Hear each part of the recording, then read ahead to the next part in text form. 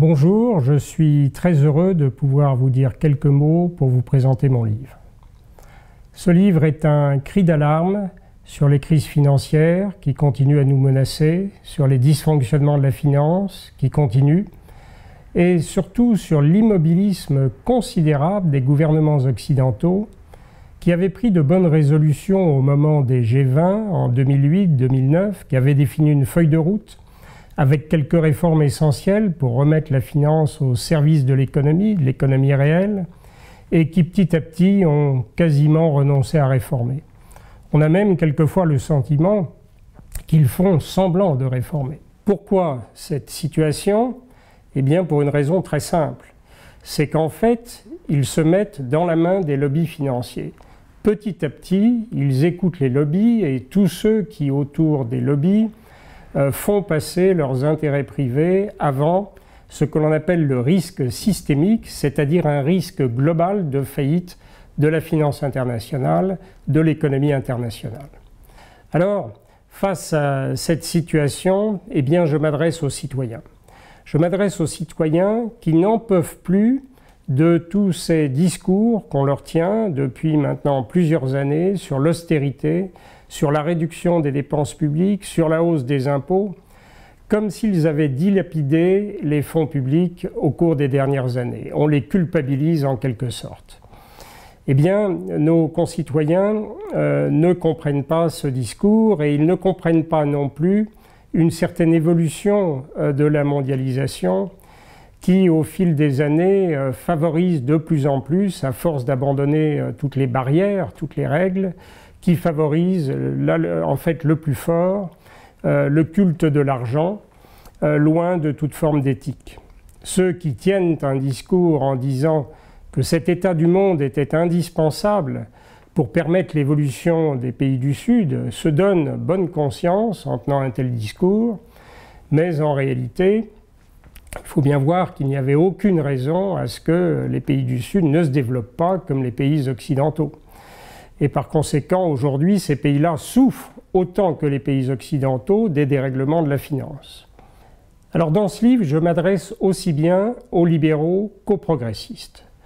Aux libéraux qui ne peuvent pas accepter un état du monde dans lequel il n'y a plus aucune règle, plus aucun ordre, on est loin du rêve libéral.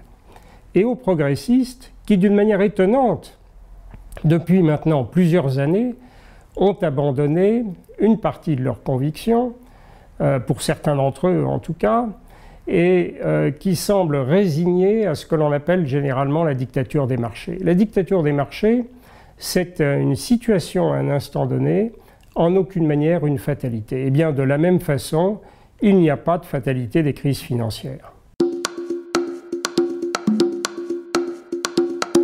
Évaluer le coût des crises financières, ce n'est pas additionner les montants d'aide publique qui ont été consentis pendant la crise aux banques qui étaient en quasi-faillite. Ce n'est pas non plus vérifier si les agios ont bien été payés par ces banques sur les aides qui leur ont été apportées. Les banquiers notamment, qui tiennent un discours parfois en disant qu'ils n'ont rien coûté aux contribuables, tiennent un discours un petit peu cynique. Car le vrai coût des crises financières, ce n'est pas du tout cela, ou ça l'est en partie. C'est aussi et surtout une plongée dans la récession, une croissance qui s'arrête et qui est en moyenne à zéro dans des pays comme la France ou l'Italie depuis 5 ans. C'est également un chômage qui explose, notamment le chômage des jeunes, ce qui est absolument inacceptable. Et c'est un point très important, un bond en avant de la dette publique. Pour prendre l'exemple de la France, avant la crise, en 2007, la dette publique de la France représentait 64% du PIB. Aujourd'hui, elle représente 92%. Au Royaume-Uni, c'est pire. On est passé de 43% à 95%. Et dans tous les pays occidentaux, on retrouve la même évolution. Et même dans les pays émergents. La Chine, par exemple, à la fin de l'année 2008, a dû faire un plan de relance massif. Et aujourd'hui, elle est très endettée, alors qu'elle n'avait pratiquement pas de dette avant la crise. Le débat sur la dette publique ne serait pas du tout le même aujourd'hui si nous n'avions pas connu la crise financière de 2007-2009. Et par conséquent, aujourd'hui, il est impératif d'éviter une nouvelle crise financière parce que nous n'avons plus de marge de manœuvre. nous ne pouvons plus faire face à une telle crise. D'où viennent les crises financières? Eh bien, elles viennent de deux choses. En amont, d'une création formidable de liquidités, c'est la création monétaire sous l'impulsion des banques centrales, ce qu'on appelle la planche à billets. Aux États-Unis, par exemple, la création monétaire a été multipliée par 7 au cours des 15 dernières années. Par conséquent, tout ceci va s'investir dans la spéculation, dans les actifs financiers, car la progression de l'économie réelle est tout à fait modérée, sans rapport avec cette création de monnaie. Et en aval, eh bien, vous avez une innovation qui est très importante, vous avez une suppression des règles qui encouragent la spéculation, et vous avez également une intervention des banques centrales sur les marchés directement qui viennent fausser considérablement les prix de marché. Si on prend l'exemple bien sûr de cette dette publique, eh bien aujourd'hui on constate que cette dette n'a jamais été aussi importante, aussi risquée, et les taux d'intérêt dans le même temps n'ont jamais été aussi bas. C'est ce que l'on appelle une énorme bulle spéculative. Je suis convaincu que l'on peut en très peu de temps, en l'espace de 2 ans, réduire la spéculation avec quelques mesures très déterminées, précises et qui peuvent être très efficaces. Vous savez, la finance internationale, c'est comme une énorme centrale nucléaire qui brasse des capitaux très importants, qui utilise parfois des produits dangereux, des matières fissiles, et qui est connectée à l'ensemble de l'économie internationale. Eh bien, on peut neutraliser cette centrale nucléaire. C'est absolument évident, on peut le faire à condition d'avoir une action très déterminée.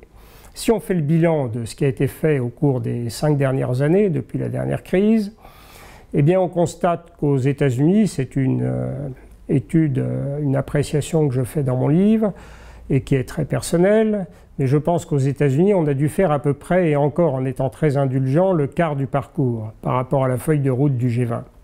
Et en Europe, on a dû en faire à peu près 34-35%, en dépit de l'action très courageuse du commissaire européen Michel Barnier.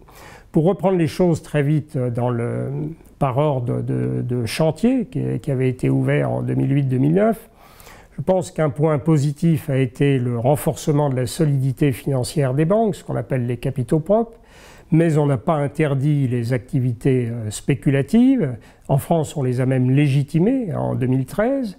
Et puis, on n'a pas du tout non plus commencé à réformer le système de distribution du crédit, qui sur le plan mondial est un système très inéquitable, du fait même des dispositions réglementaires. Si on reprend les grands chantiers, les marchés de dérivés par exemple, aujourd'hui les encours sont les mêmes que ceux qui existaient avant la crise. Les dérivés de crédit par qui est arrivée la crise ne sont réglementés et encadrés qu'à hauteur de 10-15%.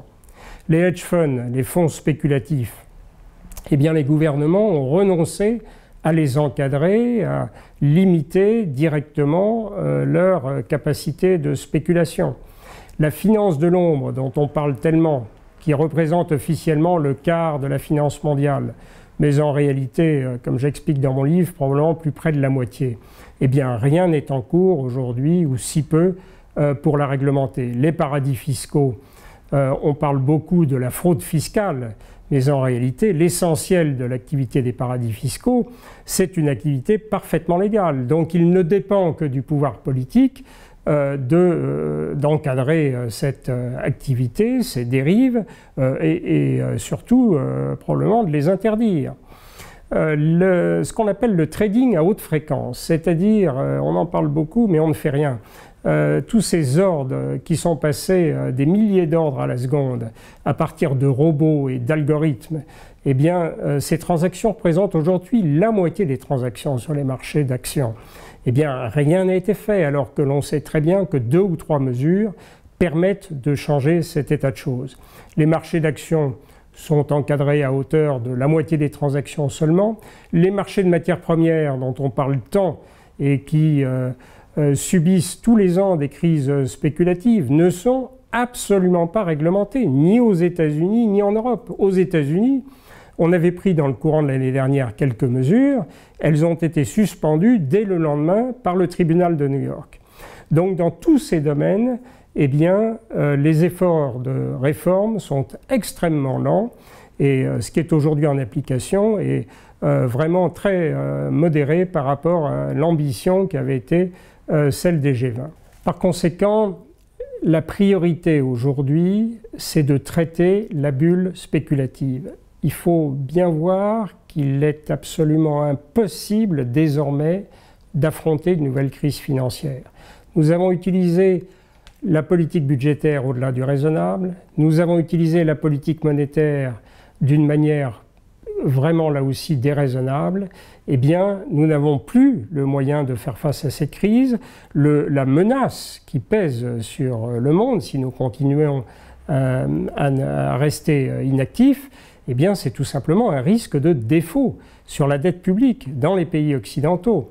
Et par conséquent, ce serait très grave, parce que un risque de défaut, cela veut dire qu'une nouvelle fois, et d'une manière beaucoup plus importante, eh bien, ce sont les citoyens, les épargnants, les contribuables qui seront mis à contribution. Et donc ça, c'est totalement inacceptable. Donc, ma conclusion là-dessus, c'est qu'en 2 ans, on peut prendre des mesures très précises, changer vraiment cet état de choses, et que si nous ne le faisons pas, nous prenons un risque majeur. Alors à côté de cette action contre la spéculation, il est très important aussi de s'attaquer aux 2 crises qui sont latentes depuis de nombreuses années, la crise américaine et maintenant la crise de la zone euro. Aux États-Unis, cela fait 40 ans que les Américains en fait vivent à crédit, financés par le reste du monde, et qu'en plus maintenant, ils y exportent régulièrement leur crise. C'est une situation qui est inacceptable, qui s'explique par les déséquilibres de l'économie réelle aux États-Unis, un endettement considérable, public, privé, une absence d'épargne, des déficits commerciaux considérables. Donc cela ne pourra pas durer éternellement, et la raison de cette situation, elle est bien connue. C'est que les Américains ont un taux de prélèvement obligatoire de 25%, là où on est à 40% en Europe et même 46% maintenant en France. Par conséquent, la solution, on la connaît, c'est qu'il faut que les Américains augmentent les impôts. Malheureusement, c'est actuellement une situation qui est complètement bloquée, pour des raisons strictement politiques, parce que les Américains sont en cohabitation depuis 3 ans, mais surtout probablement parce qu'une minorité qui est très favorisée par le système, qui profite de la hausse des marchés financiers, eh bien bloque tout effort de réforme. Donc c'est un vrai problème pour la démocratie et c'est l'équilibre du monde qui est en jeu. À côté de cette crise américaine, il faut traiter également la crise européenne, la crise de la zone euro. On nous a expliqué depuis 3 ans qu'il s'agissait d'une crise de la dette publique, alors que l'Europe est beaucoup moins endettée que l'Amérique. En réalité, c'est une crise de la monnaie unique. Il était absurde, il faut bien le dire, d'avoir une seule politique de taux d'intérêt pour 17 États souverains qui ont des évolutions structurelles souvent divergentes. Il était absurde d'avoir un système de parité fixe alors que partout dans le monde depuis 30 ans, on ne connaît que les parités variables. Donc c'était pas raisonnable. Et puis il était absurde également d'avoir une surévaluation de l'euro, alors que partout on assiste à une guerre monétaire, une guerre à la dévaluation des monnaies. Par conséquent, ou bien demain on évolue vers un fédéralisme, mais qui ne soit pas simplement politique, mais également économique, social, fiscal, ou bien on ne le fait pas, et je doute qu'on puisse effectivement le faire, et à ce moment-là, il faudra bien se résoudre à mettre les choses à plat, et j'explique dans mon livre comment on peut, sans drame, s'il le faut, mettre fin à l'expérience de la monnaie unique. Mais en tout cas, il est extrêmement important de s'attaquer aux causes de la crise européenne et non pas aux effets comme on le fait actuellement. La politique d'austérité n'est pas la solution. La politique d'austérité, quand elle est conduite à l'excès en matière de déficit public, eh bien, elle creuse en réalité les déficits puisqu'elle tue la croissance. En conclusion, je suis tenté de citer un livre que j'avais lu il y a quelques années, un livre du biologiste américain Jared Diamond, qui avait écrit un best-seller mondial qui s'intitulait « Effondrement ».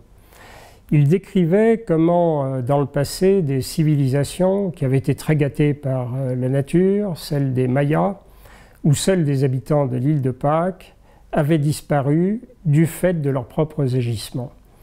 Eh bien, je pense que c'est un danger équivalent qui nous guette aujourd'hui. Nous savons très bien quelles solutions peuvent nous permettre très vite de sortir de cette hyperspéculation dans laquelle l'économie internationale baigne depuis maintenant une vingtaine d'années. Nous savons le faire, mais les gouvernements qui voient que les marchés vont mieux, eh bien, ralentissent leur effort de réforme et dans certains cas arrêtent même complètement de réformer. Eh bien, il faut absolument que les citoyens fassent pression sur les gouvernements.